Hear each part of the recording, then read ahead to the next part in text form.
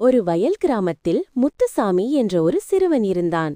அவன் தினமும் தனது ஆடுகளை வயல் பகுதிக்கு கொண்டு சென்று மேய்ப்பான்.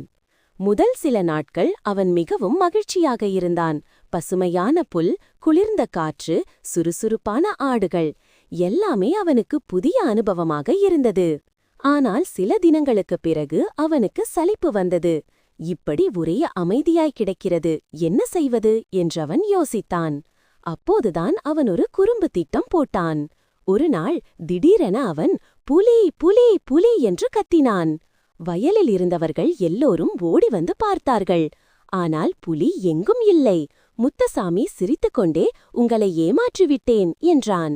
கிராமத்தினர் கோபப்பட்டாலும் சிறுவன் என்பதால் ஒன்றும் சொல்லாமல் சென்றனர். அடுத்த நாளும் அவன் அதையே செய்தான்.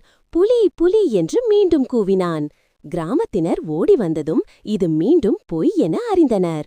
இப்போது அனைவரும் முத்துசாமியை நம்பாமல் போனார்கள்.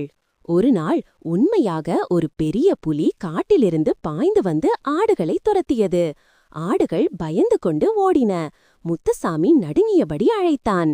உதவுங்கள், புலி உண்மையிலேயே வந்துவிட்டது, தயவு செய்து வாருங்கள். ஆனால் கிராமத்தினர் அவன் மீண்டும் பொய் சொல்கிறான் என்று நினைத்து யாரும் வரவில்லை. புலி பல ஆடுகளை அடித்தது.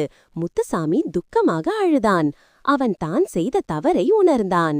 பிள்ளைகளே, இதிலிருந்து நீங்கள் விளங்கிக் கொள்ள வேண்டியது என்னவென்றால், எந்த ஒரு காரணத்திற்காகவும் பொய் சொல்லக்கூடாது.